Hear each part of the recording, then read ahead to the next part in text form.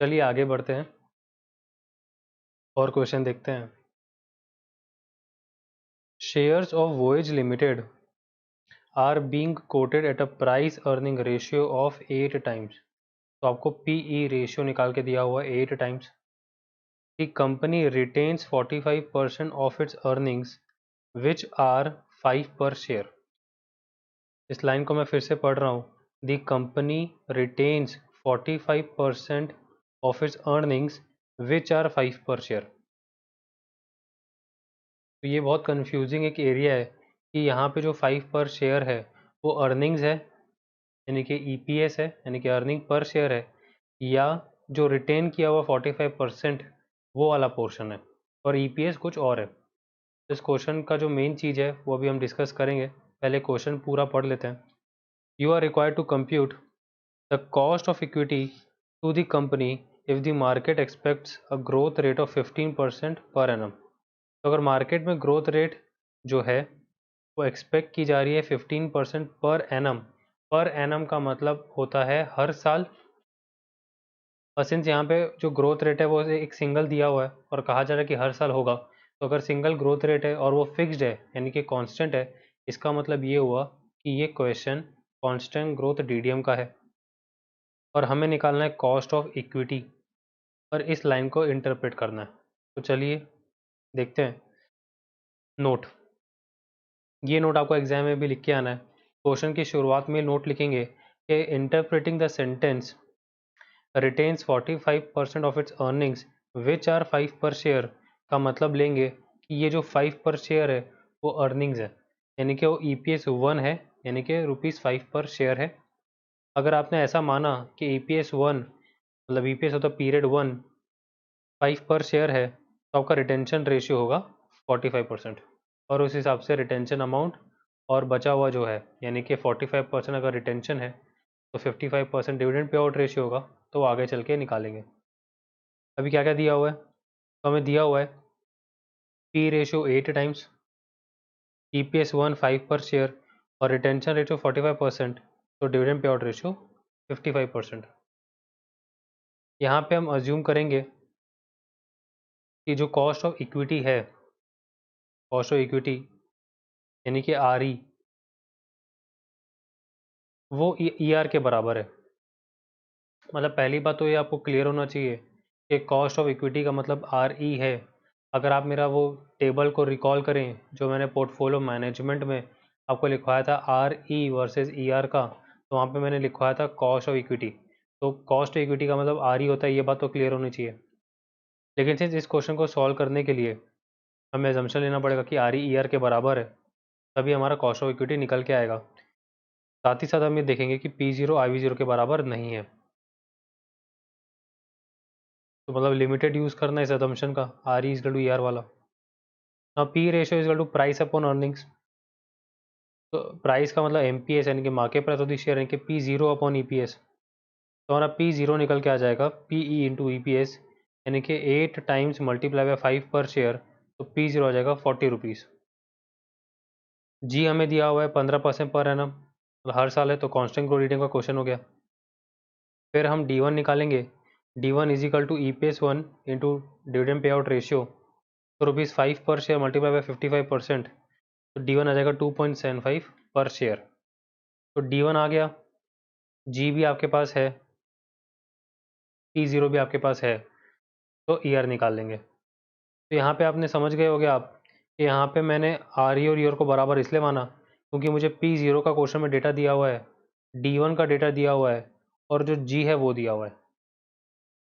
तो यहाँ पे मैं ई आर निकाल सकता हूँ, आर ई नहीं निकाल सकता, यानी कि कॉस्ट इक्विटी नहीं निकाल सकता। बट सिंस मुझे कॉस्ट ऑफ इक्विटी मांगा गया है, इसलिए मैंने आर ई और ई आर को बराबर माना और उसको सॉल्व किया, तो 40 rupees equal to 2.75 upon E R minus 0.15, तो मेरा ई आर आ जाएगा 0.2187, और cost of equity is equal to E R is equal to R E. तो इस तरीके से क्वेश्चन को सॉल्व करने के लिए हमें अजम्पशंस लेने पड़ते हैं। सिंस यहाँ पे मुझे ये वाला फॉर्मूला यूज़ करना था, बट प्रॉब्लम ये थी कि जब ई आर को यूज़ किया जाता है तो पी ज़ीरो निकल के आता है, या फिर जब पी ज़ीरो निकालना हो तो ई आर यूज़ होता है। तो अगर मेरे पास पी ज़ीरो है, डी वन है, जी है, तो मैं ई आर निकाल सकता हूँ, आर ई निकाल सकता, बट क्वेश्चन हमें आर ई मांग रहा है कॉस्ट ऑफ इक्विटी, इस कारण हमने अजम्पशन लिया कि R E is equal to E R, but P zero और आई वी जीरो को अलग अलग मानना है। तो क्वेश्चन का पहला पार्ट तो हो गया कि कॉस्ट ऑफ इक्विटी आपका आ गया 21.87%। दूसरा part, if the anticipated growth rate is 16% per annum, मतलब आपको एक न्यू ग्रोथ रेट मतलब न्यू जी की वैल्यू दी हुई है, calculate the indicative market price with the same cost of capital.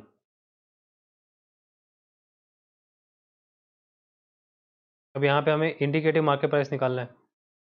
अब इंडिकेटिव मार्केट प्राइस का मतलब आई जीरो होता है कि इंडिकेटिव मतलब क्या हो सकती है मार्केट प्राइस, तो क्या होनी चाहिए, तो should be prices I V zero. G आपको 16% पर एनम 0.16 दिया हुआ है। अब यहाँ पे अगर आप नोटिस करोगे तो जब आपको आई वी जीरो निकालना है तो आप आर ई यूज़ करोगे, है ना। जब जब आर ई यूज़ करोगे तभी आई वी जीरो आएगा, और जब जब ई आर यूज़ करो तो पी जीरो आएगा। सिंस यहाँ पे हमको आर ई बोल रहा है वही वाला यूज़ करो जो आपने निकाला अभी, तो हम यहाँ पे आर ई यानी कि ई आर यूज़ करेंगे जो हमने थोड़ी देर पहले निकाला, विच इज़ 0.2187 माइनस 0.16, और डी वन तो हमारा 2.75 रहेगा ही, तो हमारा आई वी जीरो इस तरीके से आ जाएगा 46.85।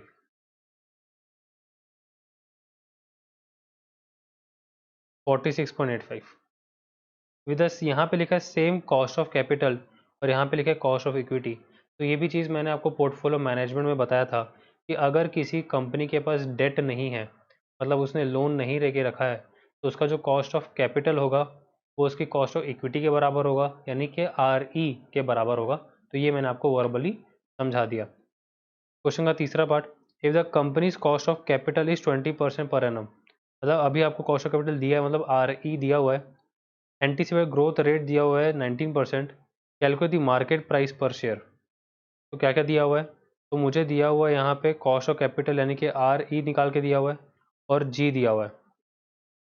अब मार्केट प्राइस पर शेयर मांग रहा है, तो हमें पता है कि मार्केट प्राइस पर शेयर आएगा, तो लेकिन तो सिंस यहाँ पे मुझे आर ई दिया हुआ है, मेरा मार्केट प्राइस पर शेयर आएगा वो रहेगा इंट्रिंसिक मार्केट प्राइस पर शेयर यानी कि आई वी जीरो। तो जब आर ई यूज़ करते हैं तो जो भी क्वेश्चन मांग रहा है आपसे, प्रेजेंट प्राइस मांग रहा है, प्रेजेंट वैल्यू मांग रहा है, price of the share today मांग रहा है, सब आएगा, सब निकाल लोगे, लेकिन वो इंट्रेंसिक होगा। तो यहाँ पे इंट्रेंसिक मार्केट प्राइस पर शेयर आएगा आई वी जीरो, क्यों, क्योंकि हम आर ई यूज़ करेंगे। तो यहाँ पे I V zero is D one upon R E minus G, तो डी वन वही वाला यूज़ करेंगे, आर ई क्वेश्चन में दिया हुआ 20%, जी क्वेश्चन में दिया हुआ है 19%, मतलब 0.19, तो आपका आई वी जीरो आ जाएगा 275 रुपीज़ पर शेयर, तो 275 पर शेयर।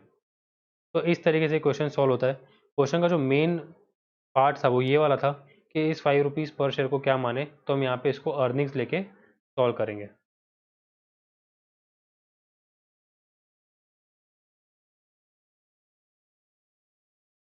चलिए आगे बढ़ते हैं। Following financial data are available for P Q R limited for the year 2008। 8% debentures rupees in lakh 125 lakh, 10% bond 50 lakh, equity share 10 रुपये ईच, 10 रुपये आपका फेस वैल्यू हो गया 100 लाख, यानी कि equity share capital E S C दिया हुआ है, reserve and surplus 300 lakh, total asset 600 lakh, asset turnover ratio 1.1। ठीक है, यहाँ पे 1:1 नहीं है, यहाँ 1.1 है। Effective interest rate 8%, effective tax rate 40%, operating margin 10%, dividend पे out ratio D P R 16.67%, current market price of the share 14 यानी कि पी जीरो, और required rate of return of the investor 15% यानी कि आर ई, रिक्वायर्ड रिटर्न यानी कि R E. You are required to draw the income statement for the year, तो हमें यहाँ पे इनकम स्टेटमेंट बनाना है। तो इनकम स्टेटमेंट हमने डिस्कस किया था जब हम अर्निंग पर शेयर यानी कि ईपीएस निकालने की कोशिश कर रहे थे, और ईपीएस का जो पहला फॉर्मूला सीखा उसके पहले हम इनकम स्टेटमेंट समझ चुके थे। तो अभी चलो इनकम स्टेटमेंट के लिए कुछ वर्किंग नोट्स बनाते हैं। सबसे पहले हम सेल्स यानी कि टर्नओवर निकालेंगे। हमें क्वेश्चन में एसेट टर्नओवर दिया हुआ है 1.1, यानी कि 1.1:1, यानी कि 1.1/1। एसेट टर्नओवर रेशियो का फॉर्मूला होता है टर्नओवर अपॉन एसेट्स। तो ये सिंपल फॉर्मूला आपको याद रखना है कि एसेट टर्नओवर रेशियो मतलब टर्नओवर ऊपर एसेट्स नीचे, तो turnover upon assets is equal to 1.1/1। तो टर्नओवर आ जाएगा 1.1 इंटू एसेट्स, एसेट्स आपको दिए हुए हैं 600 लाख, तो 600 इंटू 1.1 660, तो सेल्स और टर्नओवर आपका आ जाएगा 660 लाख। तो पहला तो आपका काम हो गया इनकम स्टेटमेंट का 660 लाख। जब भी आपको इनकम स्टेटमेंट बनाना हो तो आप हमेशा इमेजिन करो कि इनकम स्टेटमेंट में कौन कौन सा फिगर आपको यूज़ करना है स्टेप बाय स्टेप, और ये नोटिस करो कि कौन सा आपको दिया हुआ है और कौन सा निकालना है। सिंस मेरा इनकम स्टेटमेंट का पहला जो पार्ट है वो सेल्स है, यानी कि सेल्स से इनकम स्टेटमेंट चालू करूँगा, और मुझे डायरेक्टली क्वेश्चन में सेल्स नहीं दिया हुआ, तो मैं सबसे पहले सेल्स की वर्किंग करूँगा। सेल्स की वर्किंग करने के बाद मुझे एक वर्ड दिया हुआ है क्वेश्चन में, ऑपरेटिंग मार्जिन। ऑपरेटिंग मार्जिन करके लिखा हुआ है, देखिए 10%। तो जब मैं आपको एक्सप्लेन कर रहा था इनकम स्टेटमेंट, तब मैंने बताया था कि जो पीबीआईटी है यानी कि profit before income and tax, वही आपका ऑपरेटिंग मार्जिन यानी कि ऑपरेटिंग प्रॉफिट कहलाता है। तो ऑपरेटिंग मार्जिन 10% है, यानी कि पीबीआईटी परसेंट 10% है, जिसका मतलब होता है ऑपरेटिंग प्रॉफिट यानी कि पीबीआईटी अपॉन सेल्स इंटू 100 10%। तो operating margin is a percentage of sales and what it is PBIT. तो यहाँ पे मेरा पीबीआईटी आ जाएगा सेल्स का 10%, यानी कि 660 लाख का 10%, यानी कि 66 लाख पीबीआईटी आ जाएगा।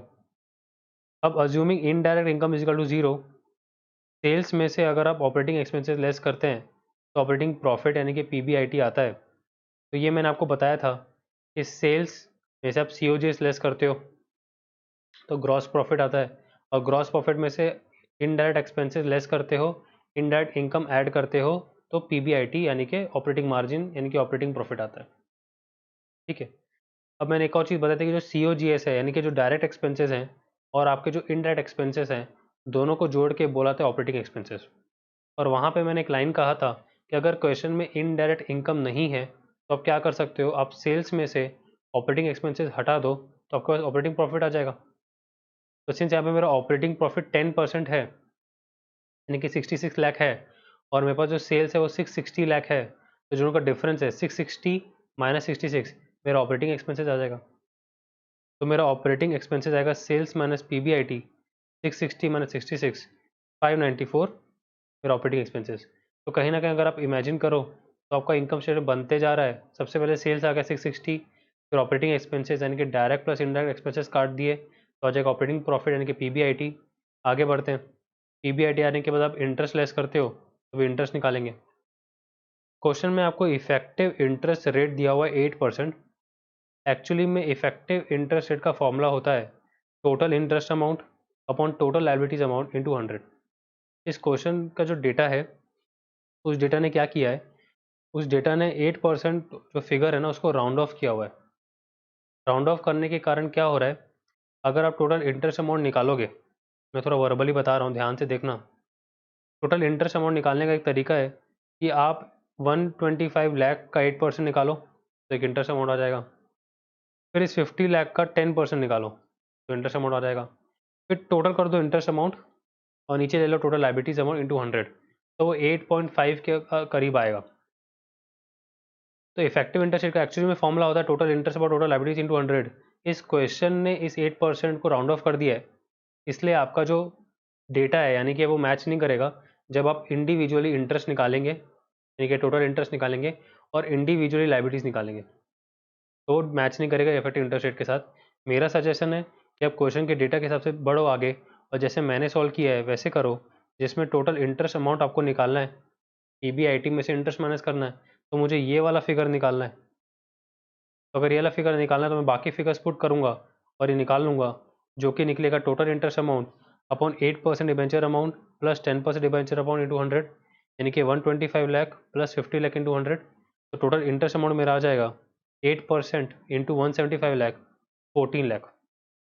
तो मेरा आपको ये सजेशन है कि आप ये वाला तरीका अपनाएं और इस तरीके से आप टोटल इंटरेस्ट अमाउंट निकालें, इंडिविजुअली कैलकुलेट नहीं करें, यानी कि 8% और 125 लाख एंड 50 लाख का 10%, इस तरीके से निकालें। और उसका कारण भी मैंने बता दिया कि इस क्वेश्चन ने इस परसेंटेज को राउंड ऑफ किया हुआ है, राउंड ऑफ नहीं करता तो मैच हो जाता। चलो आगे बढ़ते हैं, अब हम इनकम स्टेटमेंट चालू करते हैं। इनकम स्टेटमेंट में सबसे पहले आएगा सेल्स 600 माइनस ऑपरेटिंग एक्सपेंसेस यानी कि direct plus indirect expenses. Indirect income नहीं है बट फिर भी लिखूंगा और उसको नील लिखाऊं क्योंकि मैंने इसको अज्यूम किया कि नील है, तो मेरा जाएगा ऑपरेटिंग प्रॉफिट पीबीआईटी। पीबीआईटी में से आप इंटरेस्ट लेस करोगे 14, तो पीबीटी आएगा 52। उसमें से आप टैक्स माइनस करोगे, क्वेश्चन में डेटा दिया हुआ है 40% टैक्स रेट है, तो 20.8 आएगा, वो माइनस कर दोगे तो पैट आ जाएगा पीएटी। पीएटी के बाद आगे ट्रांसफर टू रिजर्व्स, तो ट्रांसफर टू रिजर्व नहीं दिया हुआ, मैं अज्यूम करूंगा कि नील है, तो PAT after transfer to reserve भी 31.2 ही रहेगा। प्रेफरेंस डिविडेंड क्वेश्चन में नहीं है, अज्यूम करेंगे कि प्रेफरेंस शेयर्स नहीं है और नील माइनस कर देंगे, तो आपका ईएफ और ESH earning available for equity shareholder आ जाएगा। अब आपको इक्विटी डिविडेंड निकालना है। इक्विटी डिविडेंड निकालने के लिए आपको डिविडेंड पे आउट रेशियो दिया हुआ है 16.67%। तो जैसे कि आप ईपीएस से मल्टीप्लाई करते हो डिविडेंड पे आउट रेशियो, तो आता है डीपीएस, मतलब एक शेयर के पीछे का डिविडेंड आता है। अगर आपको टोटल इक्विटी डिविडेंड निकालना है तो पूरे के पूरे ईएफ और ईएसएच को डीपीआर से मल्टीप्लाई कर दो, यानी कि DPR percentage multiply by EF और ईएसएच आपको दे देगा इक्विटी डिविडेंड पूरा का पूरा, और डीपीआर मल्टीप्लाई बाय एक शेयर पे अगर आपको निकालना है यानी कि ईपीएस, तो आ जाएगा डीपीएस। यहाँ पे हमको पूरा का पूरा इक्विटी डिविडेंड चाहिए, तो मैं यहाँ पे 16.67% को मल्टीप्लाई कर दूंगा 31.2 से, वही मेरा ईएफ और ईएसएच है, तो 5.2 आएगा, और फाइनली आपका रिटेन अर्निंग 26 आएगा, 26 लाख। अब आप नोटिस करोगे कि बहुत सारा क्वेश्चन में डेटा नहीं दिया हुआ था, तो भी मैंने उसको नील नील वगैरह लिखा है। और बहुत बार आंसर्स आपने देखे होंगे कि जहाँ पे ऐसा नील नहीं लिखते हैं, फाइनली बस जो निकालना रहता है वो निकाल लेते हैं। मेरा आपसे सजेशन है कि आप एक बार इनकम स्टेटमेंट याद करो और क्वेश्चन के हिसाब से इनकम स्टेटमेंट नहीं बनाओ, अपने हिसाब से इनकम स्टेटमेंट बनाओ।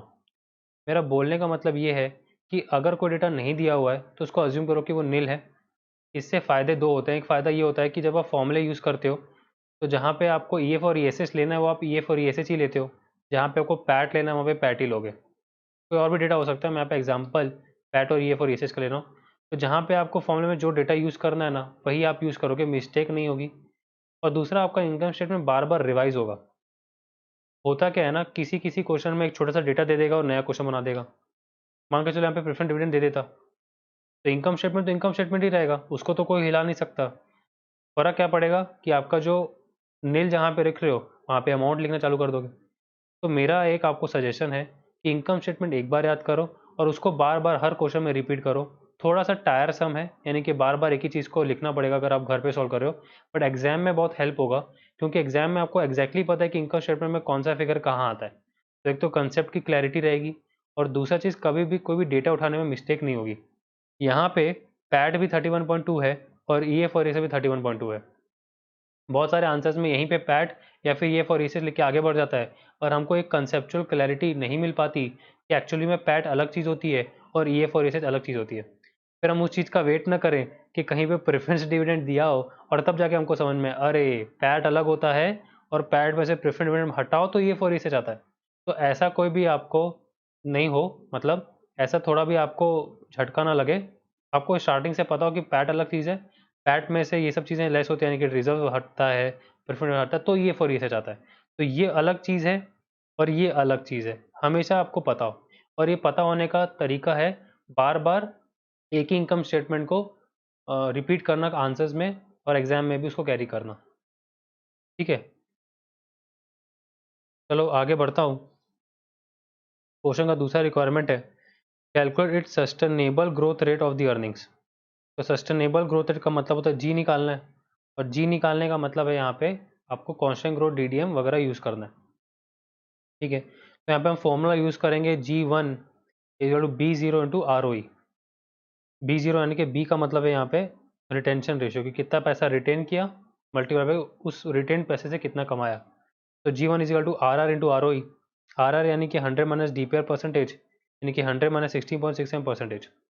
ROE का यहाँ पे हम लोग ये वाला फॉर्मूला यूज़ करने वाले हैं, कौन सा, पैट अपॉन नेटवर्थ अपॉन 100। ये मैंने आपको जब ईआर पढ़ाया था पोर्टफोलियो मैनेजमेंट में, वहाँ पे लिखवाया था कि पैट अपॉन नेटवर्थ भी फॉर्मूला होता है रिटर्न ऑन इक्विटी का। तो आपका RR यानी कि 100 माइनस 16.67% आएगा 83.33%। और पैट, तो पैट आप ये वाला उठाओगे यहाँ पे 31.20 लैक्स अपॉन नेटवर्थ। तो मेरा स्टार्टिंग का डिस्कशन अगर आप रिकॉल करो, जब मैंने इक्विटी वैल्यूएशन चैप्टर चालू किया था, तब मैंने आपको बताया था कि इक्विटी को नेटवर्थ भी बोलते हैं। तो इक्विटी को नेटवर्थ भी बोलते हैं, और फॉर्मूला बताया था कि अगर कंपनी फॉर्म ऑफ बिजनेस है तो ESC plus PSC plus RNS से आपका इक्विटी आता है, यानी कि नेटवर्थ आता है। तो यहाँ पे वाला फॉर्मूला यूज़ करेंगे हम लोग, 83.833% यानी कि 0.8333 multiply by 31.2 upon ESC plus PSC plus RNS into 100। तो क्वेश्चन में अगर आप नोटिस करोगे तो इक्विटी शेयर कैपिटल 100 लाख दिया हुआ है, रिजर्व एंड सरप्लस 300 लाख दिया हुआ है, तो प्लस 100 प्लस 300 इंटू 100, तो जी आपका आ जाएगा 6.5% और 0.065। तो इस तरीके से ग्रोथ रेट निकलता है।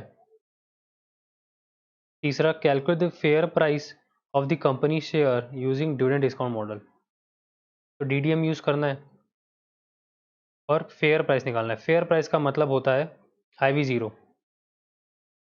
Fair value, true value, intrinsic value, यानी कि IV0। टोटल इक्विटी डिविडेंड का अमाउंट आपको दिया हुआ है 5.20 lakh. Total equity share capital दिया हुआ है 100 लाख। फेस वैल्यू एक शेयर की दी हुई है 10 रुपीज़। तो नंबर ऑफ इक्विटी शेयर निकालोगे तो 100 लाख अपॉन 10 रुपीज़ पर शेयर, ये रुपीज़ कट जाएगा, आंसर आएगा 10 लाख शेयर्स। D0 निकलता है total equity dividend upon total equity shares. सारा का सारा इक्विटी डिविडेंड ले लोगे, upon number of share divide कर दोगे, तो एक शेयर के पीछे DPS आ जाएगा, यानी कि D0। तो D0 आएगा 5.2 lakh upon 10 lakh is equal to ₹0.52 per share. तो D0 आ गया। तो D0 आ गया, इसको 1 + G से मल्टीप्लाई करोगे तो D1 आ जाएगा। तो D1 आपके पास है, RE भी आपके पास है, RE क्वेश्चन में 15% दिया हुआ है, और G आपने अभी अभी निकाला 6.5%, यानी कि 0.065। तो IV0 आ जाएगा 6.51 पर शेयर।